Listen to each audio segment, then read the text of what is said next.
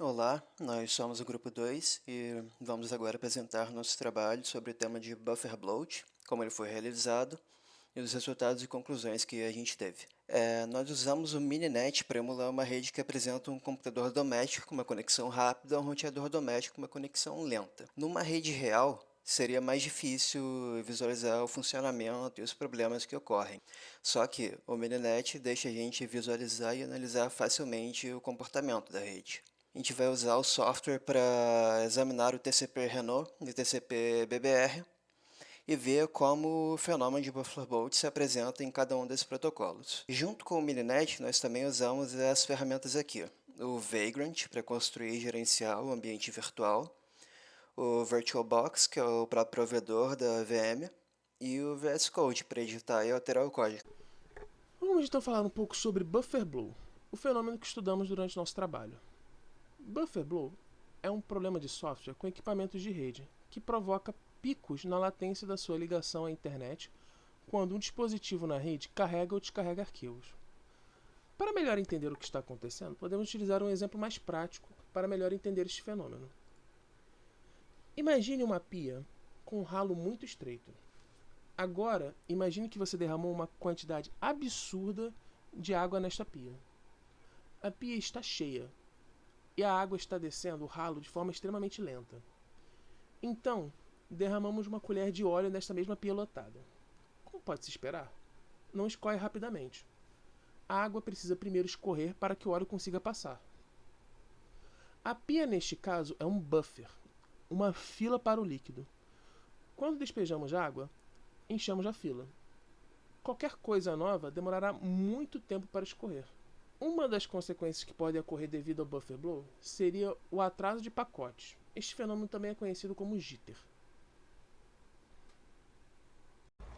Falando aqui rapidinho dos resultados que nós obtivemos, a gente gerou gráficos para ter de 30, 100, 200, 400 e em cima os gráficos em vermelho mostrando os pacotes, embaixo os gráficos em azul mostrando o RTT. Aqui são para uma query de 20. Você vê que o BBR ele vai ter ao longo de todos os gráficos uma figura parecida com um garfo, assim, né? 3 picos próximos. Isso meio que se propagou ao longo dos experimentos como um todo. E o Reno, nesse gráfico aqui, ele já fica bem irregular. Ele fica... Essa limitação meio que bloqueia ele de entrar naquela imagem clássica do TCP, né? De ficar fazendo congestion avoidance com aqueles dentes de serra, né? Você vê que com uma coisa de 100 ele dá uma estabilizada aqui, né, para o final, e o MBR vai ter mais liberdade para fazer aqueles picos, mas no mesmo padrão. Aqui para um tempo de 100, né, uma escala maior, mostrando esse comportamento, e aqui a gente vai ver que o Reno ele já vai começar a pegar aquele formato. Nós também rodamos a aplicação para tempo 200. Aqui nós conseguimos observar qual foi o comportamento quando a fila tinha tamanho 20. Tanto no TCP/N quanto no BBR, as filas elas ficaram cheias com uma certa frequência. A diferença que a gente consegue observar aqui é que no caso do BBR, quando as mesmas filas ficando cheias, elas esvaziaram mais rapidamente do que no TCP/N. Nesse caso da fila de tamanho 100, a gente consegue observar uma diferença maior. No caso do TCP Reno, a gente consegue observar que a fila ficou cheia em 3 momentos diferentes, sempre mostrando um comportamento parecido. E já no caso do BBR, a fila não ficou cheia em momento nenhum. A gente consegue ver pelo esse gráfico aqui que o tamanho da fila ficou oscilando entre 0 e 40 ali aproximadamente.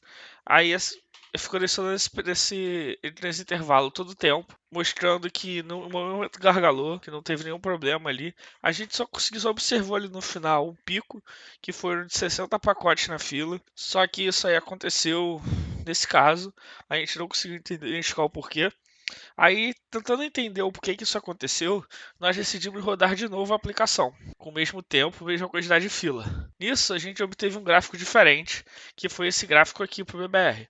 A gente consegue ver um pico, só que o mesmo pico ali na esquerda aqui, só que a gente consegue ver um pico muito maior aqui, que é a fila enchendo.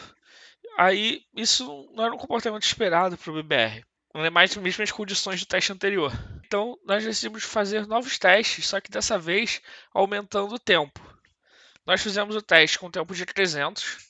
Nesse teste de tempo de 300, a gente não observou que a fila chegou no limite, não ficou cheia em nenhum momento. Ela ficou oscilando ali entre 0 e 40, como nos outros resultados, mas aí ela teve em alguns momentos, ela chegou a 60 e 80. E um caso bem curioso foi para o tempo de 400, em que a fila não só ficou cheia, como ela ficou cheia em vários momentos. Ali, nesse gráfico, a gente consegue observar que continuou oscilando a maioria do tempo entre 0 e 40, como em todos os outros casos, mas em vários momentos chegou a 60, 80 e até 100.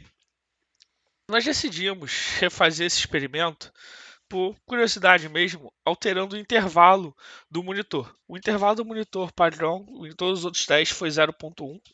Nesse, nós decidimos utilizar um intervalo 0.01 e isso foi rodado para o tempo 200.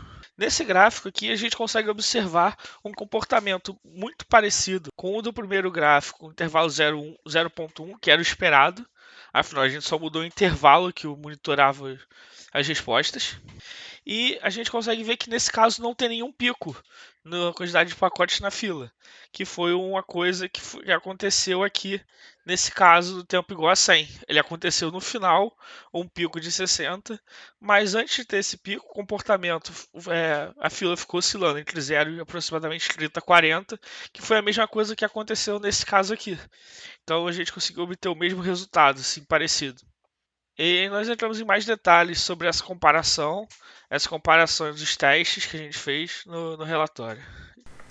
Conclusões.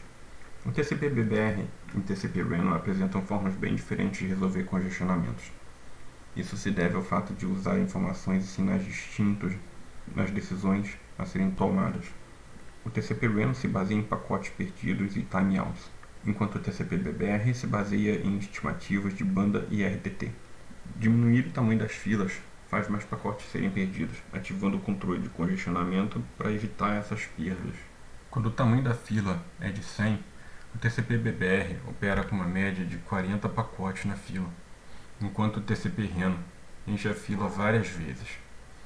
O TCP/BBR reduz a taxa de envio quando detecta que a rede está mais lenta, ao passo que o TCP/RAN ele lota a fila e usa pacotes perdidos para indicar que a rede está saturada.